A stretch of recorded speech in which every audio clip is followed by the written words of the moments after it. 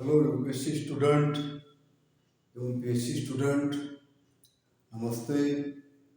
मैं दिलीप सुरो से राष्ट्रीय शासन आईएएस एकेडमी में आप सभी का हार्दिक स्वागत करता हूं। आज के चैप्टर की तरफ हम बढ़ते हैं। तो जैसा कि हमने आपसे कहा था, संविधान की हर चीजें बातें पूरी हो चुकी है। किस तरह से बनाया गया है इसके बारे में भी बात हो चुकी है। तथा एक बात ख्याल में रखिएगा कि भारतीय संविधान के संविधानकारों ने किस तरह से किस स्थिति में कहां से कुछ कुछ चीजें अपनाई थी। तो उस चीज के लिए आज हम देखते हैं, उस बात के लिए आज हम देखते हैं आज के सत्र में संविधान के कुछ स्रोत, जिन जिन देशों के संविधान से भारतीय स्वतंत्रता के बाद भारतीय संविधान बनाने हेतु कुछ देशों के संविधानों में से उन्हें स्रोत बना के कुछ ऐसी बातें ली गई है जिसके बारे में आज हम चर्चा करते हैं। तो देखिएगा स्टूडेंट एवं आम सभी देखने वाले, देखिएगा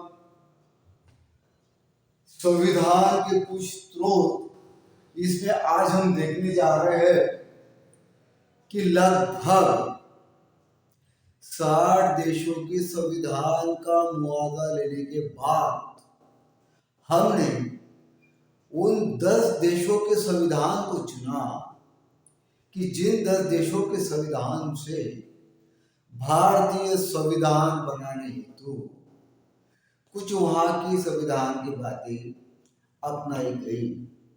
कुछ नियम, कुछ प्रक्रियाओं, कुछ पदों का भरना, कुछ सूचियां, इन सभी के बारे में आज हम देखते हैं।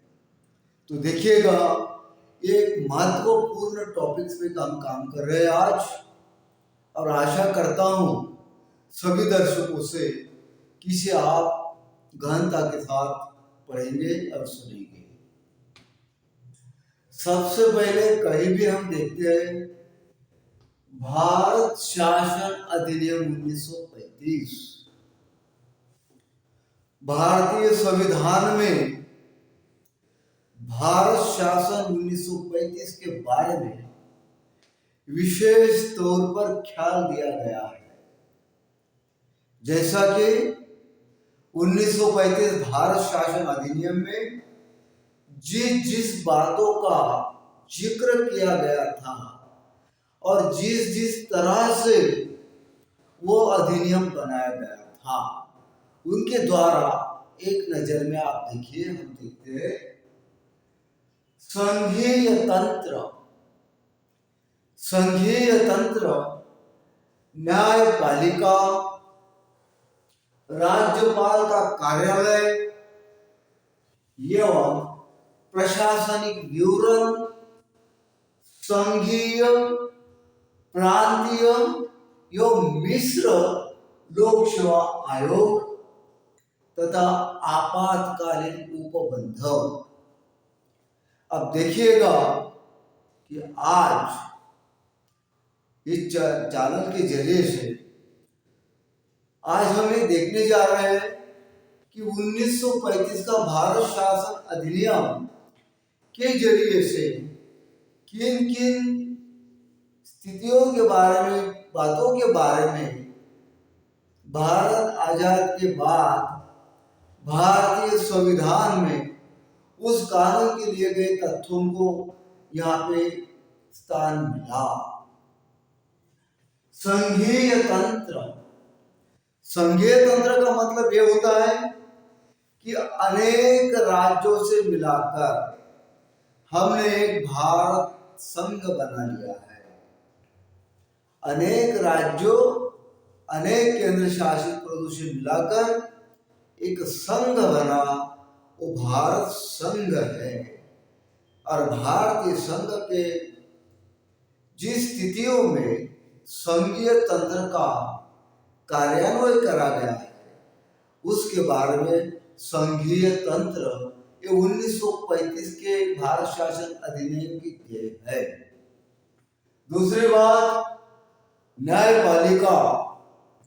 न्यायपालिका किस तरह से हो, न्यायपालिका की क्या स्थितियां हो, न्यायपालिका के क्या अधिकार हो, जैसा कि उच्चतम न्यायालय, उच्च न्यायालय एवं जिला सत्र न्यायालय और उसके नीचे भी कुछ न्यायालयों की उप शाखाएं।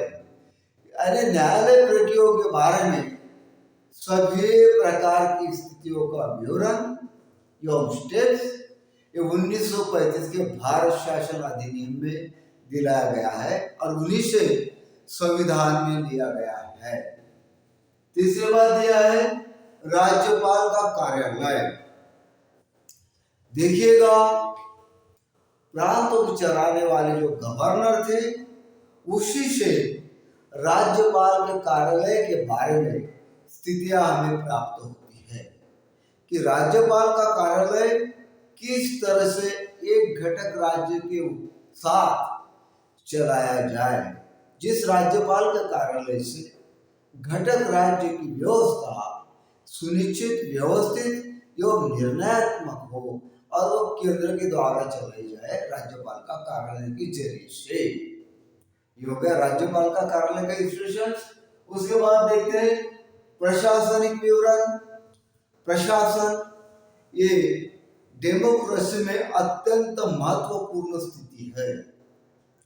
प्रशासन सेवा किस जरिए से, किस तरह से और किसी के लिए चलाया जाए उसका, और जो जनता जनार्दन के कल्याण के हित में भी हो, स्टेट भी चले सरकार के भी हित में हो और देश भी चले देश के भी हित में हो। तो इसलिए ये देखा गया है कि प्रशासनिक विवरण एवं संघीय और प्रांतीय लोकसेवाओं का गठन। संघीय लोक सेवा आयोग जिसे यूनियन पब्लिक सर्विस कमीशन कहा जाएगा, उसके बाद राज्य लोक सेवा आयोग जिसे प्रदेश लोक सेवा आयोग कहा जाएगा, एवं कुछ एक से बदले दो और दो से ज्यादा प्रांत मिलाकर कुछ लोक सेवा आयोग बनाया जाता है, उसे मिश्र लोक सेवा आयोग कहलाया जाता है। तो ये भी चीजें लोक सेवा आयोग की उपलब्धियां संबंधित नागरिकों की सेवाओं के लिए ली गई है, जो कि प्रशासन का कार्य लोक कल्याण हेतु चले, नियमावली से चले, पारदर्शिता से चले, उसका भी संघ लोक सेवा आयोग, प्रांतीय लोक सेवा आयोग, मिश्र लोक सेवा आयोग का गठन, ये हमारे संविधान में दिलाई गई देन भारत शासन अधिनियम 1935 का मिला हुआ फल है। इसके बाद हम देखते हैं आपातकालीन उपबंध। जैसा कि देश में एवं राज्य में कभी कभार आपातकालीन स्थितियां आती है, ऐसी स्थितियां जिस समय हमें हमारे गवर्नर हो या हमारे राष्ट्रपति हो या हमारे केंद्रीय प्रशासन की संसदीय शासन प्रणाली हो, सभी को ऐसे समय एक साथ मिलजुल कर काम करना होता है और उस समय आपातकालीन स्थिति घोषित की जाती है, जो कि भारतीय राष्ट्रपति जी के कार्यालय द्वारा घोषित की जाती है। तो देखिए, जैसा कि विद्यमान स्थिति हो, वित्तीय टूट की स्थिति हो, वित्तीय कमतरता की स्थिति हो या महामारी हो, ऐसे कुछ अदृश्य स्थितियां जब पैदा होती है तो उस समय आपातकाल की स्थितियां घोषित करने और उसे संभालने के लिए 1935 से प्राप्त, यह हमें प्राप्त हुआ है। अब दूसरी बात देखते हैं, ये भारत शासन अधिनियम के द्वारा हमें इतनी बात मिली है और इसके बाद हम ये देखते हैं कि और कोई अन्य देश, जो 9 देश है, 9 देशों के संविधान से हमने हमारे संविधान में क्या क्या बाबियां अंतर्भुत कराई गई है। ये महत्वपूर्ण चीज है, बहुत महत्वपूर्ण विषयों के साथ हम काम कर रहे हैं। DL UPSC student, PSC student एवं सभी दर्शकों एवं सभी परीक्षाओं के जनरल स्टडीज के विद्यार्थी हैं, जरा ख्याल दीजिएगा। हमने जापान के संविधान से हमने क्या क्या लिया, इसके बारे में हम थोड़ी इलस्ट्रेशन करना चाहते हैं। विधि द्वारा स्थापित प्रक्रिया, प्रशासन चलाने में, शासन चलाने में, संसदीय शासन चलाने में, संसदीय प्रणाली चलाने में विधि द्वारा स्थापित प्रक्रिया, यह महत्वपूर्ण कॉलम, महत्वपूर्ण विधान हमने जापान की संसद के जापान के संविधान की ओर से लिया है। विधि द्वारा स्थापित प्रक्रिया, हर प्रक्रिया के लिए विधायक को या कायदे मंडल को विधि के द्वारा ही कार्य करना पड़ता है। तो देखिए, जापान का संविधान ने हमें ये दिया है कि विधि द्वारा स्थापित प्रक्रिया बहुत सारी होती है, और वो हर प्रक्रिया देश चलाने हेतु लगने वाली जितनी भी प्रक्रिया है, जैसा कि सेवा हो, बड़ी बड़ी पदें भरना हो, इलेक्शंस हो, हर चीज हो, उसके लिए विधि द्वारा स्थापित प्रक्रिया होती है। दूसरा देखते हैं हम, दक्षिण अफ्रीका के संविधान से भारतीय संविधान में क्या दर्ज कराया गया है। महत्वपूर्ण टॉपिक क्या आज हम लेक्चर दे रहे हैं, आप सभी शांति से और दिलो दिमाग से सुनिएगा। दक्षिण अफ्रीका से हमने ये लिया है संविधान में संशोधन प्रक्रिया। संविधान में संशोधन प्रक्रिया, राज्यसभा के निर्वाचन के सदस्यों का निर्वाचन, राज्यसभा में जिस तरह से संसदों यानी सदस्य का निर्वाचन कराया जाता है, उसकी प्रक्रिया हमने दक्षिण अफ्रीका से ली है। अब संविधान संशोधन के बारे में जो प्रक्रिया होती है वो स्पेशल क्लास में मैं बताऊंगा, लेकिन जनरली दो प्रकार से संविधान में संशोधन प्रक्रिया होती है। एक सिंपल तौर पर होती है और एक अत्यंत गुंतागुंत की स्थिति में संशोधन प्रक्रिया होती है, संविधान संशोधन प्रक्रिया, जिसका इलस्ट्रेशन स्पेशल क्लास में बताऊंगा। और दूसरी बात ली गई है राज्यसभा के सदस्यों का निर्वाचन। इसके लिए भी मुझे स्पेशल क्लास में वही सब्जेक्ट लेना पड़ेगा।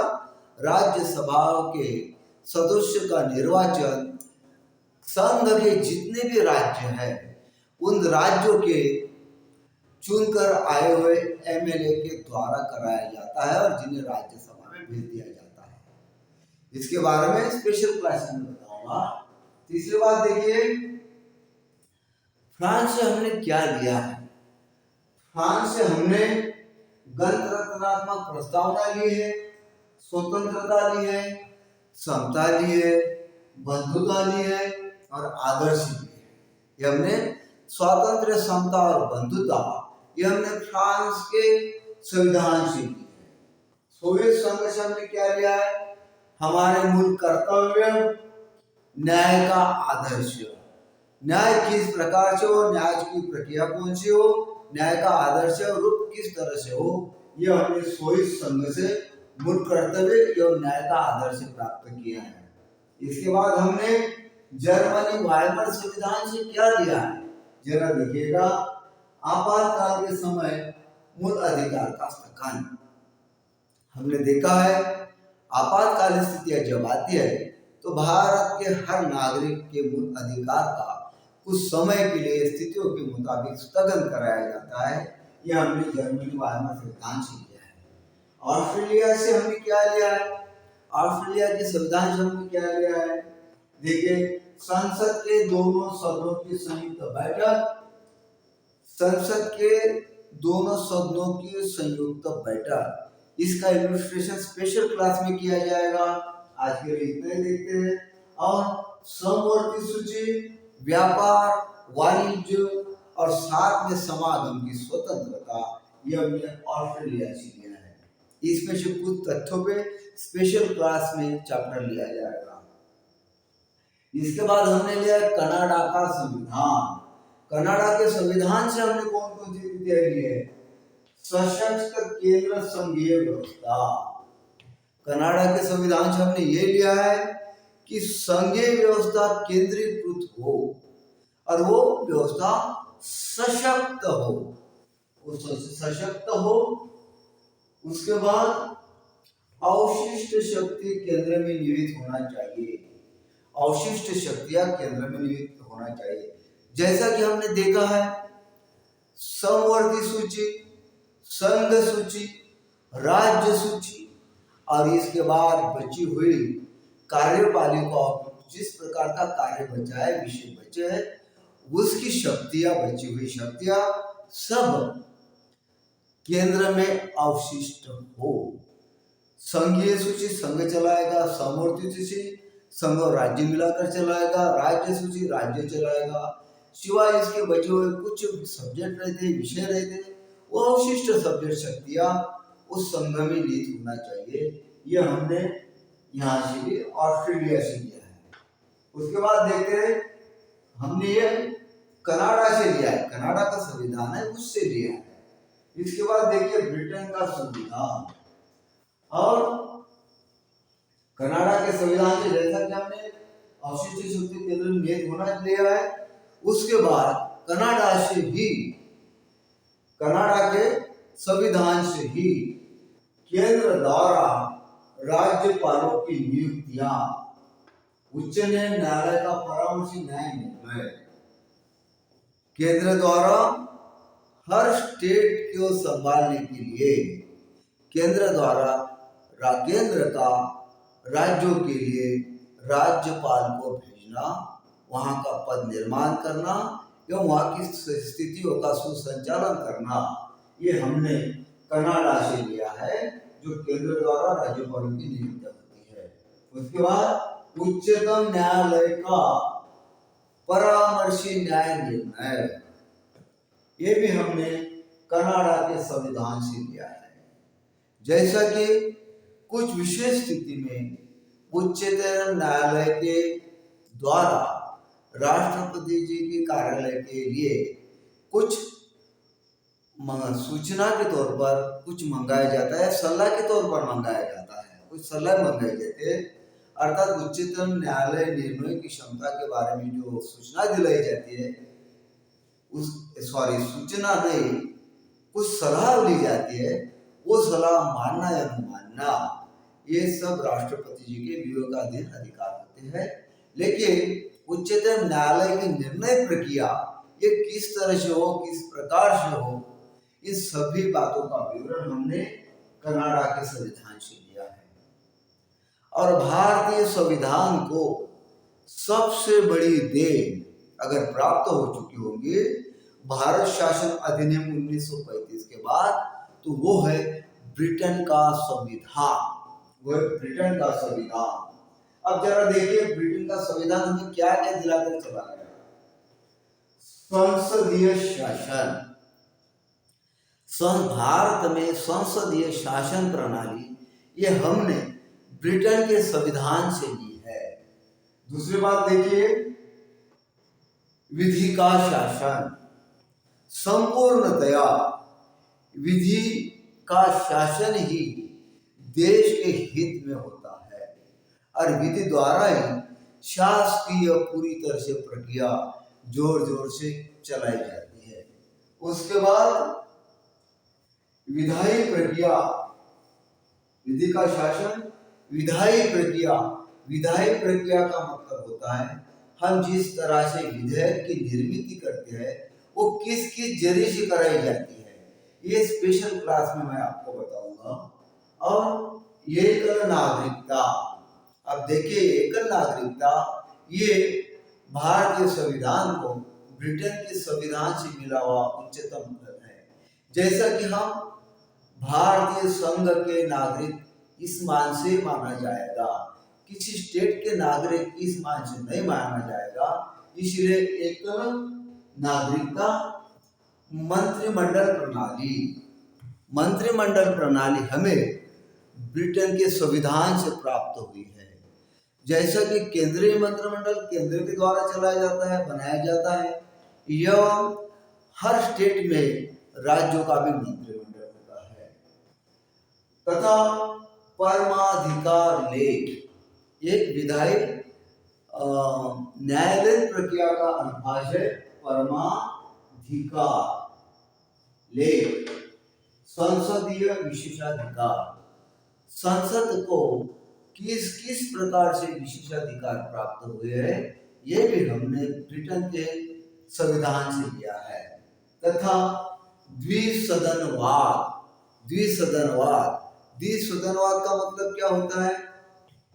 केंद्र में द्विसदन, दो सदन है, जैसा कि लोकसभा एवं राज्यसभा, एवं के संघ के कुछ राज्यों में द्विसदनीय व्यवस्था उपलब्ध कराई गई है, जैसा कि विधानसभा एवं विधान परिषदें। कुछ राज्यों में, सभी राज्यों में नहीं है, जो संघ ने उन्हें परमिशन नहीं दी थी। उसके बाद देखते हैं हम, इतने सारी बातें हमने ब्रिटेन के संविधान से प्राप्त कराई है। और अंत में देखते हैं 9वां देश संयुक्त राज्य America, United state of America. इसके द्वारा हमारे संविधान को किस किस विषयों पे पूरी तरह से सहयोग प्राप्त हुआ? मूल अधिकार, भारतीय नागरिक को केंद्र की ओर से संविधान द्वारा बहुत सारे मूल अधिकार दिलाए गए हैं, जिसकी चर्चा है इलस्ट्रेशन स्पेशल क्लास में होगी, ख्याल में रखिएगा। राष्ट्रपति का पद, उपराष्ट्रपति का पद, उपराष्ट्रपति का पद ये हमने संयुक्त राष्ट्र अमेरिका से लिया है। न्यायपालिका की स्वतंत्रता, न्यायपालिका की स्वतंत्रता, जुडिशियल सेक्टर, न्यायपालिक सेक्टर ये स्वतंत्र हो, स्वयं हो, अलग से हो, जो निर्णयात्मक प्रक्रिया सही मायने में सभी देश के नागरिकों को प्राप्त हो सके। एवं नागरिक बनाम राज्य, नागरिक बनाम देश, राज्य बनाम देश, जो भी राज्य बनाम कुछ इंस्टीट्यूशन, सभी को स्वतंत्रता पूर्वक न्यायालयीन प्रक्रिया पारदर्शिता से हो। इसीलिए हमने संयुक्त राज्य अमेरिका के संविधान से न्यायपालिका की स्वतंत्रता, उसके बाद न्यायिक पुनराविलोकन सिद्धांत, न्यायिक पुनराविलोकन सिद्धांत, इसके बारे में चर्चाएं स्पेशल क्लास में होगी, ख्याल रखिएगा, महत्वपूर्ण टॉपिक होगा। उसके बाद उच्चतम या उच्च न्यायालय के न्यायाधीशों को पद से हटाना।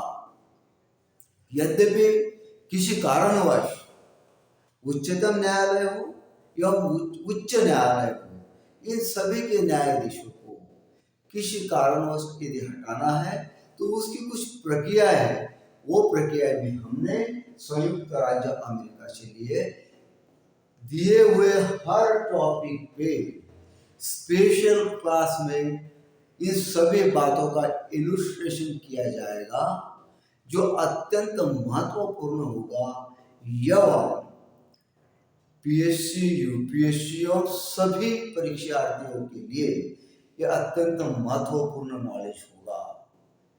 यद्यपि मैं मानता हूं कि ये चैनल के द्वारा आप सबको उचित मात्रा में कुछ ज्ञान प्राप्त हो रहा हो एवं परीक्षा की तैयारी हेतु अच्छी तरह से आप समझ रहे हो, तो कृपया कृपया आप सभी को मैं रिक्वेस्ट करता हूं कि इस चैनल को सब्सक्राइब कीजिए, शेयर कीजिए, कमेंट्स कीजिए, लाइक भी कीजिए। तो अगले क्लास के लिए हम बाद में मिलेंगे। तब तक के लिए नमस्ते, कल मिलेंगे। Thank you.